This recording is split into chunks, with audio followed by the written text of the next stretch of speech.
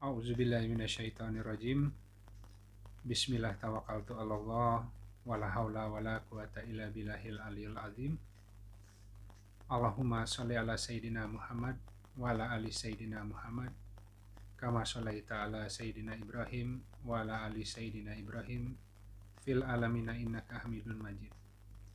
Rabbi shrah li sadri wa yassir li amri wahlul 'uqdatam min lisan yafqahu qawli waj'al li waziran min ahli. Assalamualaikum warahmatullahi wabarakatuh. Baik, sahabat-sahabat, mudah-mudahan suaranya bisa terdengar dengan jelas. Hari ini insya Allah kita akan coba kupas tema judulnya Sakinah dan Tumaninah begitu. Jadi umumnya manusia itu resah ya. Jadi hari ini kita resah karena nggak punya uang. Nanti kalau udah punya uang resahnya lain lagi. Hari ini resah belum nikah, nanti udah nikah beda deh resahna gitu ya. Resah nggak punya anak, udah punya anak riweuh gitu ya. Jadi manusia kalau ngikutin tendensinya akan selamanya resah dan tidak tenang gitu. Nah, di Al-Quran terkait dengan sakinah dan tumaninah itu sebuah terminologi khusus gitu. Jadi harus bisa dibedakan antara apa yang disebut dengan sakinah dan apa yang disebut dengan tumaninah. Jadi insya Allah kita akan sedikit ulas. Jadi kalau dalam bahasa Indonesianya sakinah itu lebih ke diterjemahkan tenang gitu ya, tenang. Nah kalau tumaninah itu tentram gitu ya. Bari bingung orang natenya bedana tenang jeung tentram naon gitu. Jadi itulah menariknya di Al-Quran, isimnya itu tipis-tipis tapi ada kata kunci gitu. Tenang dengan tentram nggak sama tapi mirip gitu ya. Nah kita ingin tahu nanti. Nah jadi nanti mungkin saya tidak akan terlalu banyak baca ayatnya gitu. Nanti sahabat-sahabat bisa lihat di Quran surat Al-Fat ayat itu Quran surat 48 ayat 4, kemudian ayat 18 dan ayat 26. Di 3 ayat itu ada menggunakan kalimah sakinah begitu ya. Nah, saya langsung kepada penjelasannya aja, nanti sahabat-sahabat bisa lihat. Nah, kalau di Al-Quran pun terkait tumaninah itu nanti bisa dilihat di surat yang lain. Itu bisa di surat Ar-Rod gitu ya, Quran surat Ar-Rod ayat 28 dan Quran surat Al-Fajr ayat 27 sampai 30.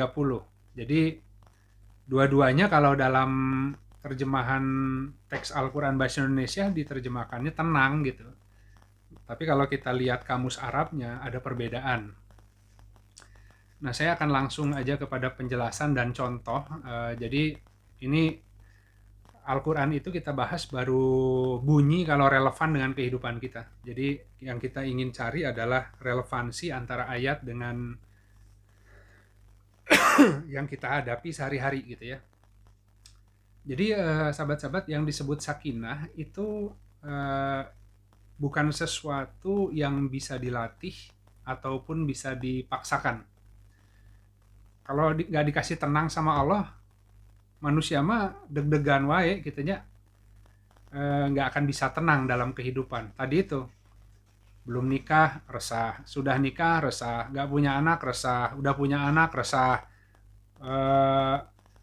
kerja resah gitu nya, nganggur resah, nggak salah, pokoknya manusia mah resah terus gitu. Ya, selalu kurang dan nggak pernah bisa duduk diam dalam satu kondisi menikmati. Nah, jadi sedikit kalau tumaninah itu biasanya penjelasan terkait sholat. Kalau sholat disuruh tumaninah. Kalau lagi sujud, santai sujud, nikmati sujud. Kalau lagi ruku, nikmati ruku gitu kan ya. Jadi biasanya kita selalu tergesa-gesa baru rakaat 1 mikirnya, wah pengen cepet-cepet rakaat 4 misalkan. Nah itu tumaninah itu bisa berdiam di satu keadaan dan gak ada masalah gitu. Nah, jadi tadi yang disebut sakinah dulu, sakinah itu biasanya dipergunakan kalau di pernikahan ya. Jadi didoakan semoga menjadi keluarga yang sakinah, mawadah, warohmah gitu nya. Tapi asa eueuhnya, asa nggak ada yang namanya rumah tangga yang nggak pernah cekcok. Justru yang disebut sakinah itu bukan berarti tidak pernah berantem ya, tapi sakinah itu di dalam bentuk rumah tangga yang mungkin ada dinamikanya, orang cenderung bisa diberikan ketenangan hingga dia bisa tumaninah di dalam keluarga itu gitu. Jadi tumaninah itu lanjutan dari sakinah nanti. Nah, jadi ketenangan itu tidak bisa dilatih, tidak bisa diupayakan kecuali kalau diberi. Kita mungkin berpikir kalau hari ini saya punya uang, saya punya rumah, saya punya semua serba cukup, tenang hidup saya gitu. Banyak orang bunuh diri, uangnya banyak, tenar ya, banyak gitu.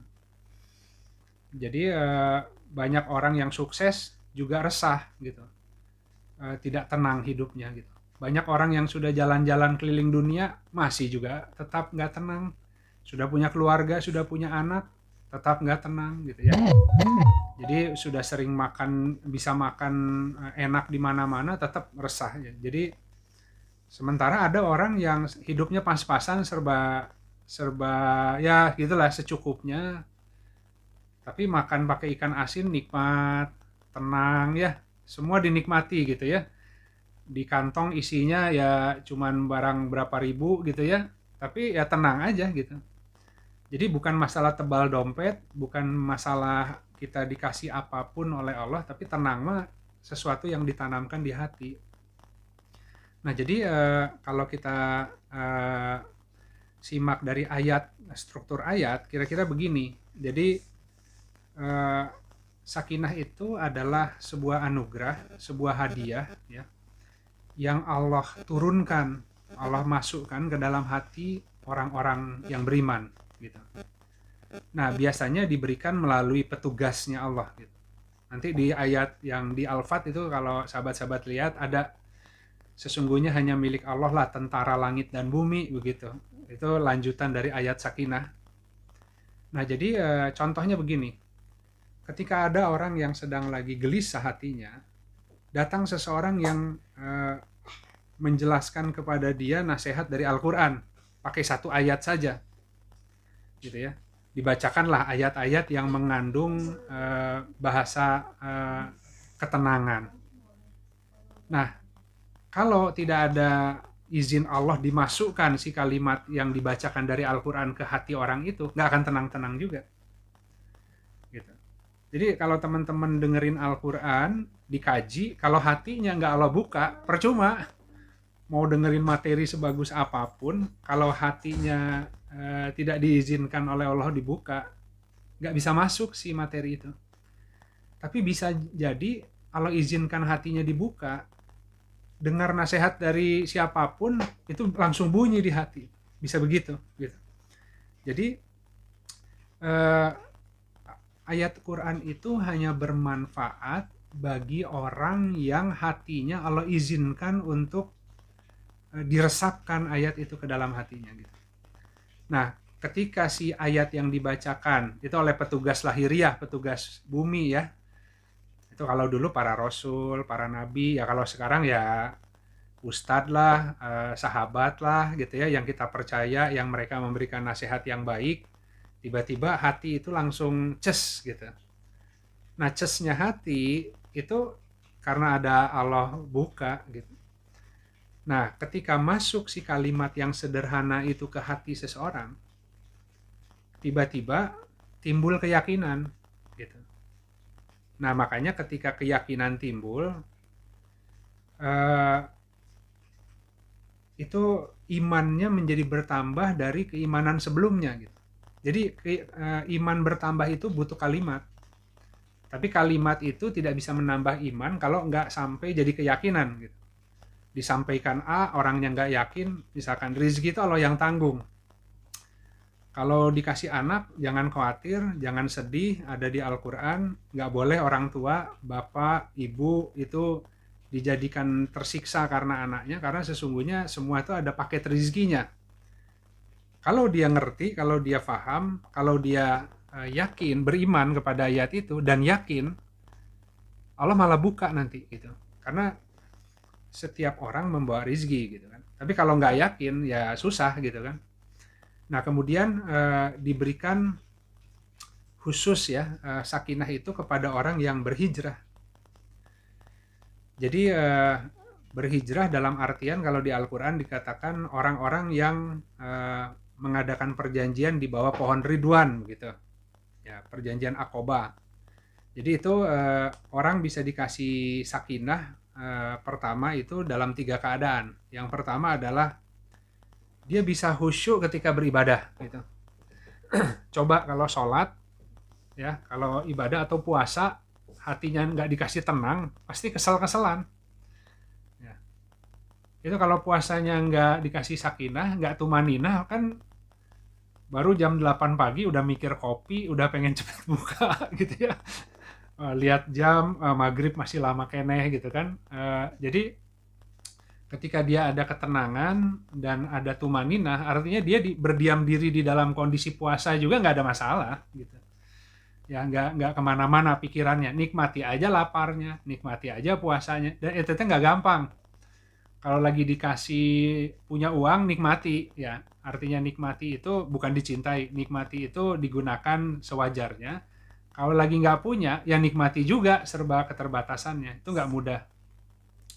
Nah pertama adalah diberikan sakinah ketika beribadah. Jadi kalau tanpa ketenangan yang Allah turunkan, ibadah nggak akan benar. Itu yang pertama. Jadi yang kedua, dikasih sakinah ketika bermuamalah. Ya. Ketika bermuamalah, ya, berjual beli, gitu, mengadakan hutang piutang. Ya. Kadang-kadang ada orang yang katakan jatuh tempo belum bayar. Nah itu biasanya kita marah kan. Tapi kalau kita diberi sakinah oleh Allah, kita tahu waktu kita bermuamalah dengan dia, Allah itu menyaksikan. Jadi di Al-Quran atau di hadis pun ada keterangan di sunnah, ya di sunnah itu jika orang yang dalam yang berhutang dalam kesulitan, itu di Al-Quran ya, maka hendaklah engkau beri tempo ya, tapi jika engkau sedekahkan itu lebih baik. Kemudian ketika orang berhutang ke kita, dia belum bisa bayar sesuai waktunya, itu setiap kali kita beri undur 1 hari, itu Allah hitung sedekah senilai hutang itu. Jadi kalau ngasih ke orang 500.000 hutang, janji bayar sebulan, setelah 1 bulan ditagih belum bisa bayar, ya sudah, kapan bayar? Seminggu lagi. Ya sudah, kita berikan waktu, setiap harinya dalam seminggu itu dianggap 500.000 sedekah. Nah kalau dia sakinah, diberi sakinah, dia nggak akan panik, marah ketika orang gagal bayar hutang, gitu. Nah itu dalam muamalah dia berlaku baik ke orang lain karena dia yakin Allah itu menyaksikan. Dan ketika dia berbuat baik sedekah ke orang lain, Allah akan sedekah ke dia. Bisa jadi hutangnya tidak terbayar ya oleh si A, tapi Allah kasih rezeki dari jalur B, bisa begitu. Tapi kalau nggak ada sakinah, itu namanya yang debt collector akan ngejar-ngejar ke ujung dunia sampai mungkin ribut dan sebagainya gitu ya. Akhirnya terjebak dalam dosa dan dosa gitu. Nah kemudian yang ketiga, sakinah itu ridho menerima bagian diri kita. Jadi kalau hari ini kita diberikan oleh Allah sesuai kadar rezeki yang hari ini kita terima, itu kita perlu menyadari bahwa itu adalah yang terbaik yang kita siap hari ini gitu. Jadi tenang aja, kalau kitanya makin siap nanti Allah tambah. Kalau kitanya belum siap, ya sudah ridho aja dengan yang segini, karena itu Allah yang atur gitu. Jadi sakinah itu bisa dalam khusyuk beribadah, bisa ketika bermuamalah, bisa ketika ridho dengan bagian diri yang dia terima hari ini gitu. Nah contoh ya, karena tadi sakinah itu hanya diberikan kepada orang yang hijrah, kepada orang yang mengadakan perjanjian. Contoh di dalam pernikahan, Kalau niatnya benar, pernikahan itu kan setengah agama, ya. Karena ada orang di luar, orang mah embung nikah cenah. Nempo batur nu nikah teh asa rieut gitu ya. Lihat orang yang menikah itu kayak beban gitu kan. Belum lagi rame gitu, pasea wae. Ya kalau nggak alokasi sakinah memang pernikahan pasti ribut aja. Ya, tambah lagi makin berusia, ya akhirnya yang dijadikan andalan hanya fisik. Fisik mah mau laki-lakinya mau perempuan ya makin tua mah makin jelek gitu kumaha tuh. Semua juga makin keriput, makin tidak bisa nikmat secara visual kan. Tapi yang namanya sakinah itu ada kecocokan, makin lebih mengenal lebih dalam, ada kasih sayang yang melebihi yang sifatnya fisik. Kalau Allah nggak kasih itu, pernikahan tuh nggak akan ada yang tahan gitu. Jadi kalau pernikahan mengandalkan hawa nafsu, berapa tahun sih? 5 tahun paling ya maksimal gitu ya. Sisanya bosen, ya, ngelihat kiri kanan akhirnya gitu. Nah, pernikahan untuk bisa langgeng harus ada sakinah gitu. Nah, makanya doanya adalah sakinah, mawadah, warohmah. Itu ditumbuhkan oleh Allah gitu. Kenapa? Karena menikah adalah perintah agama. Jadi kalau orang berani ambil perintah agama, itu nanti di dalam alokasi sakinah. Sekarang, contoh lagi. Susah kehidupan, butuh makan, butuh nyari penghasilan. Ya. Kalau seandainya niatnya adalah supaya bisa kaya seperti orang lain, bisa beli rumah, bisa beli gedung, dan lain sebagainya, tapi masih tetap sholat, ya Allah jaga. Karena niatnya salah, akhirnya nggak maju-maju, melarat terus. Kenapa? Karena Allah tahu orang ini orang yang sholat, orang ini orang yang istighfar, tapi niatnya masih pengen kaya, gitu. Ini salah niat. Kalau dikasih kekayaan, jangan-jangan yang tadinya sudah sholat malah nggak sholat. Udah aja di kadar segini, biar sholat terus, gitu.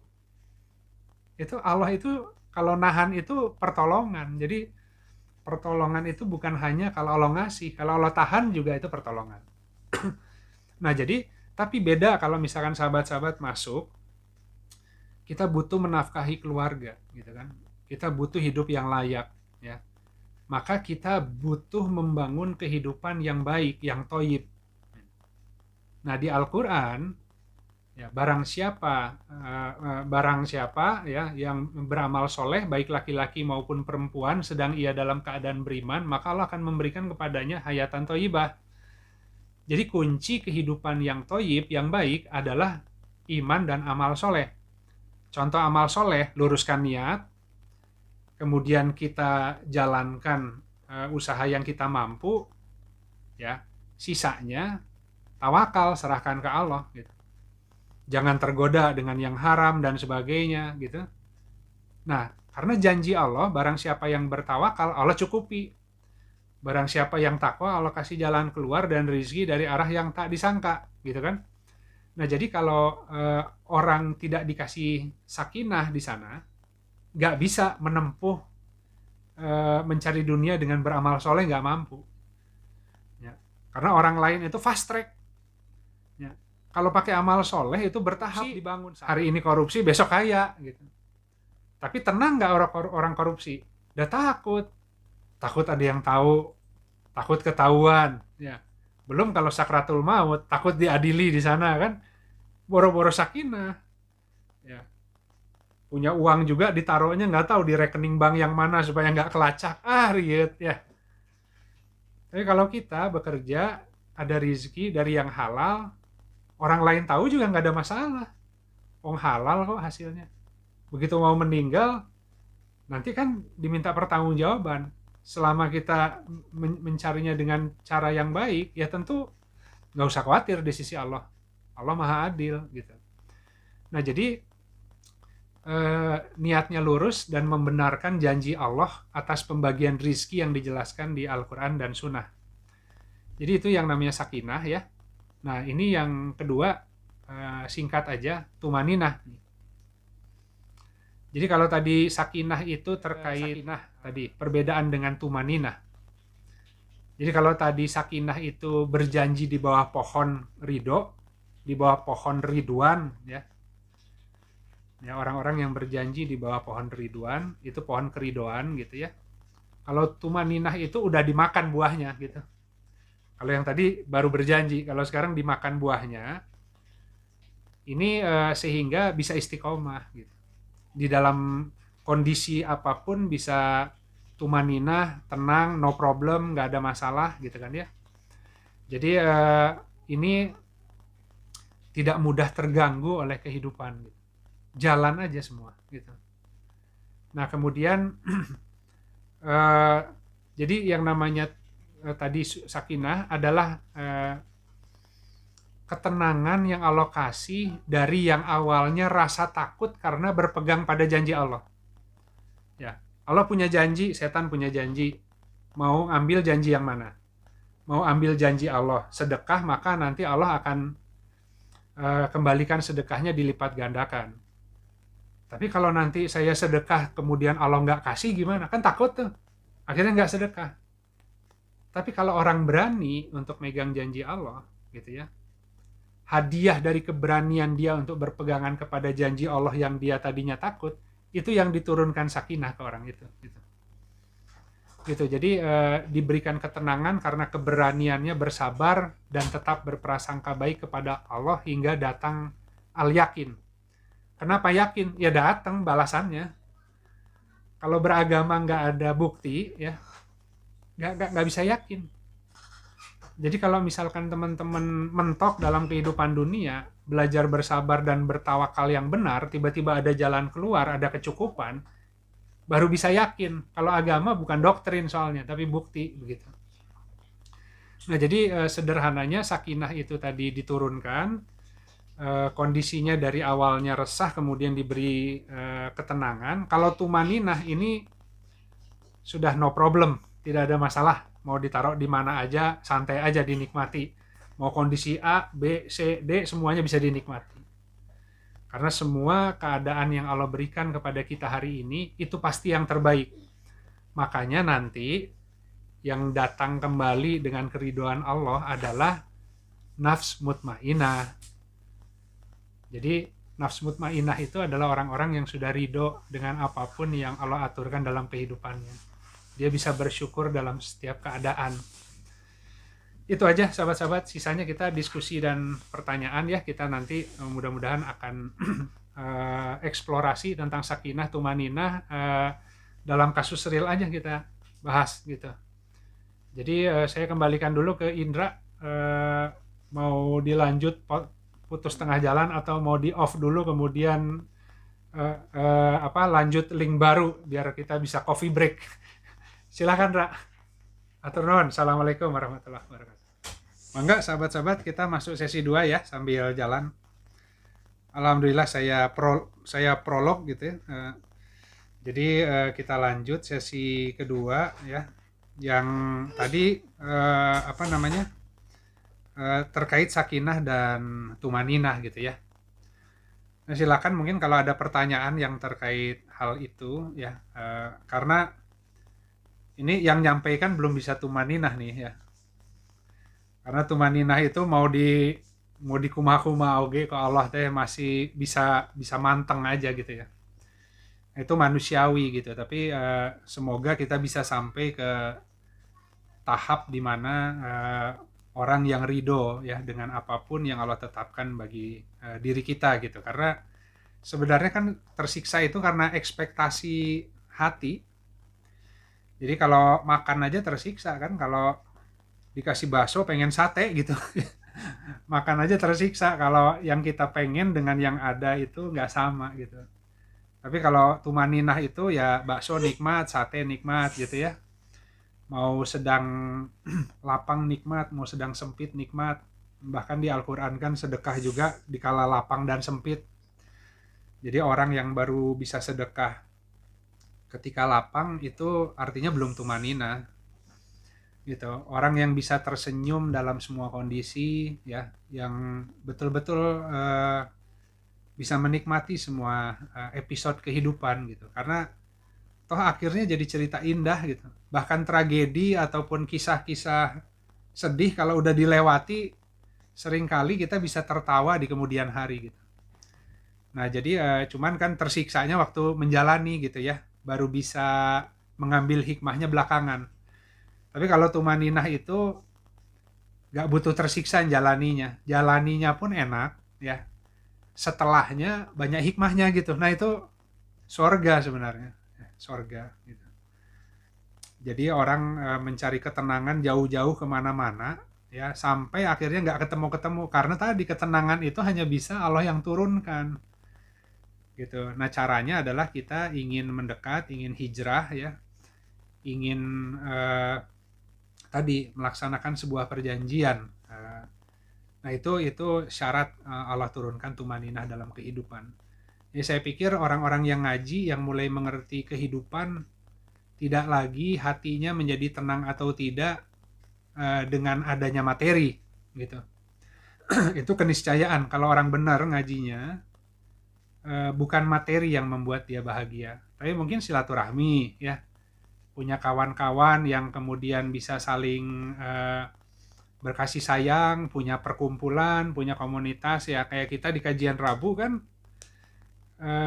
ada kerinduan gitu ketika lama tidak bertemu ya.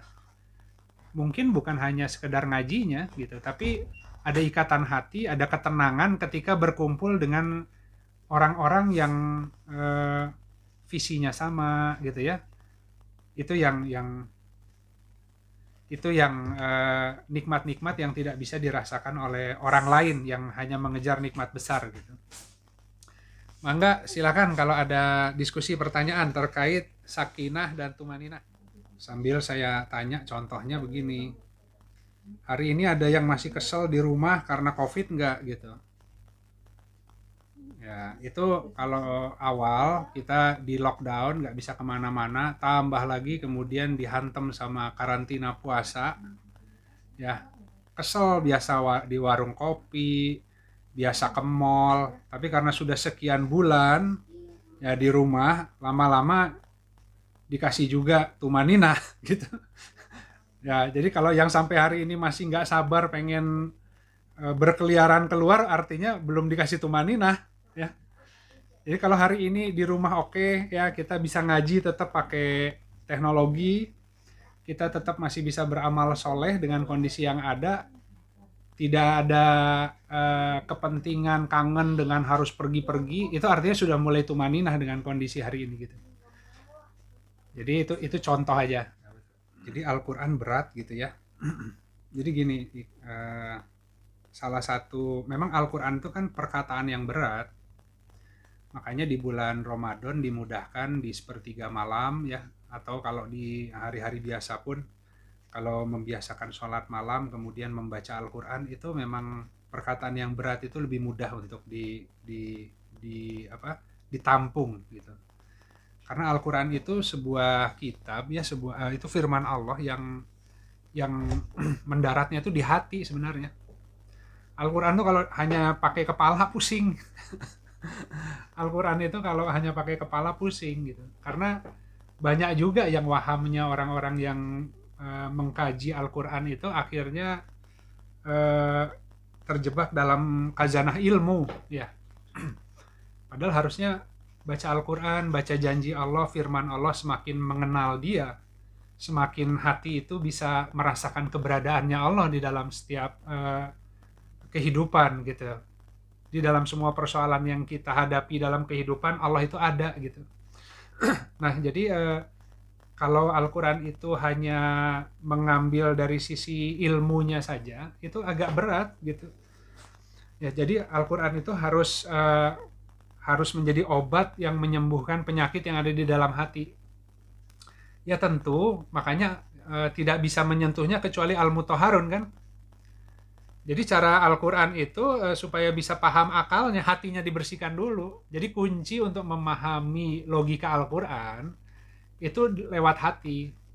Itu bedanya kitab itu. Itu yang Allah jaga. Makanya Al-Quran itu adalah Al-Quran itu Allah jaga di dalam hati orang-orang yang beriman. Nah, jadi kalau seandainya dia hatinya nggak Allah buka, Al-Quran itu jadi berat. Nah, tentu misalkan gini, kalau teman-teman hari ini berat ya buka Al-Quran masih banyak bingung. Tapi dengerin begini suka gitu. Itu artinya udah dibuka hatinya gitu. Ya, kalau orang nggak dibuka hatinya, boro-boro dengerin kajian, boro-boro dengerin diskusi-diskusi yang mengandung ayat-ayat, menyebut nama Allah di dalamnya. Orang yang nggak beriman itu, kalau disebut nama Allah makin kabur, ya. Itu udah seperti itu gitu. Jadi Al-Quran sendiri adalah proses sih.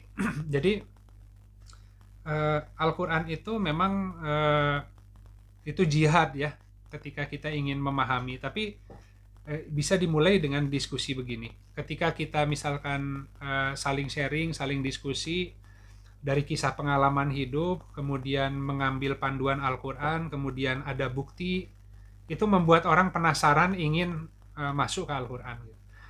Nah, ketika dia masuk ke Al-Quran, dia mohon ke Allah, dia mohon dulu perlindungan dari godaan syaitan. Ya, kemudian dia baca perlahan-lahan, karena di Al-Quran kan ada, jangan kau membacanya tergesa-gesa karena ingin cepat menguasainya kan, karena sesungguhnya atas tanggungan kamilah mengumpulkannya di dalam dadamu gitu. Nah, jadi rata-rata orang mau paham Al-Quran tapi nggak mau sabar. Makanya mohon ke Allah, ya Allah, semoga jika tadi ya, hamba ingin memahami Al-Quran agar bisa lebih menjadi hamba yang taat, begitu. Itu nanti Allah anugerahi sakinah. Jadi kalau Al-Quran itu, baca Al-Quran nggak dikasih sakinah, hatinya nggak akan bisa. Karena kecenderungan manusia itu frustasi, baca Al-Quran nggak ngerti-ngerti, akhirnya baca nggak baca kok sama aja, gitu kan. Atau yang lebih berat lagi, baca Al-Quran dihafalin di kepala, akhirnya jadi tukang debat. Nah, kalau Al-Quran tuh harus langsung mentransformasi, akhlak yang ditransformasi. Secara struktur pengetahuannya nggak bisa banyak merangkai, tapi dari sisi sikap berubah, itu artinya Al-Qurannya masuk. Kalau misalkan kepalanya pandai dengan dalil, tapi nggak tertransformasi, artinya Al-Qurannya cuma masuk sampai kepala, gitu. Nah, jadi karena memang sudah ada ayatnya, alhamdulillah Allah jelaskan semua. Jangan tergesa-gesa, jangan kau gerakkan lidahmu tergesa-gesa agar bisa cepat menguasai kan. Baca dengan tartil, dengan pelan gitu. Bahkan waktu-waktunya udah Allah tentukan. Kalau mau baca Al-Quran itu di sepertiga malam terakhir, karena kami akan menurunkan perkataan yang berat gitu. Dan sepertiga malam itu lebih kuat tuh untuk bisa menampung. Jadi wadah hatinya lebih mudah untuk masuk. Gitu Jadi insya Allah ya, kalau mau dengar ayat itu sudah dibuka hatinya. Jadi Al-Quran lain hal gitu. Kita butuh bersabar gitu untuk bisa membuka. Jadi ini sharing sedikit, yang saya dengar itu waktu awal-awal corona, kasus kekerasan rumah tangga meningkat katanya. Jadi karena suami istri kumpul terus di rumah, mulai paseawai, mulai berantem tiap hari ya, tambah lagi anak-anak nggak sekolah, akhirnya ibu bapaknya disuruh jadi guru, anak-anaknya sekolah online. Jadi ini contoh ya kalau Allah mau mengkoreksi pola. Jadi alhamdulillah kalau Allah paksa dengan sebuah takdir itu, harus bisa membaca hikmah dan kehendaknya gitu. Jadi per hari ini suami istri tinggal di rumah biasa aja gitu ya, udah akur tiap hari lu lagi kan. Nah mungkin selama ini pun kita nggak pernah bisa menikmati gitu ya, karena tumaninah itu bisa menikmati keberadaan tanpa gini ya, ada orang berdiri duduk sebelah kita tanpa bicara pun kita nyaman, itu tumaninah gitu. Kita kalau ketemu orang, kalau nggak akrab, pasti kan harus ada bahan pembicaraan. Ya, jadi kalau misalkan kita dengan orang yang baru kenal atau yang kita tidak terlalu akrab, akhirnya kita harus cari-cari bahan pembicaraan. Ya, tapi kalau dengan orang yang kita sudah tumaninah ya, sudah nyaman, itu dia mau ngapain di sebelah kita ya cuek-cuekan nggak apa-apa gitu. Ya, itu artinya punya kenyamanan yang tinggi, itu namanya tentram gitu. Jadi hari ini kumpul suami istri di rumah dengan anak-anak, semuanya jadi pengalaman yang menarik ya, yang mungkin suatu ketika nanti kita akan rindukan juga Ketika urusan COVID ini dibuka, semua aktivitas normal, pekerjaan mulai jalan, ini waktu-waktu berharga yang dinikmati penuh dengan ketenangan, dengan kekosongan, itu menjadi sesuatu yang dinantikan nanti. Tapi kalau orang pengeluh nggak bisa. Ini sekarang di rumah ngeluhnya, bosan, pengennya keluar. Nanti kalau COVID-nya udah selesai, semuanya dibuka, aduh, hoyong balik deinya, pengen punya waktu luang kan. Jadi sebenarnya nggak pernah puas dalam kondisi apapun gitu. Jadi alhamdulillah, eh, mudah-mudahan sih hari ini KDRT-nya menurun, dengan anak di rumah sudah mulai bisa menikmati ya. Jadi dengan anak itu juga bukan hanya sekedar mereka ada, tapi ya meluangkan waktu untuk mereka juga gitu ya, untuk main bareng. Mungkin kalau panana dengan cucu dan lain sebagainya, ya itu udah berharga ya. Iya mah akina sibuk wae, sibuk wae di proyek akina tehnya. Hari ini kan terus ngurus incu, tah alhamdulillah. Kita mangga sharing sedikit. Baik, sahabat-sahabat, jadi kita akhiri dulu ya kajian hari ini. Kita tutup sebelum kita sesi foto. Nanti sahabat-sahabat mohon kamera di-on-kan dan semua merapat ke kamera. Nanti oleh Indra akan difoto. Tapi sebelumnya kita akhiri dulu kajian singkat hari ini. Semoga ada manfaatnya. Dan semoga sahabat-sahabat Allah berikan keridoan gitu ya, agar bisa tumaninah dalam kondisi yang hari ini. Dan semoga dengan kita tumaninah, kita dipindahkan kepada sebuah kondisi yang lebih baik lagi gitu. Baik, yang hak dari Allah, yang batil dari diri saya pribadi. Atas hal-hal yang kurang ya, yang kurang berkenan, saya mohon maaf. Jika ada hal-hal yang kurang tepat pun, semoga Allah ganti dengan ilmu yang lebih hak. Kita sama-sama akhiri dengan istighfar dan kafaratul majlis.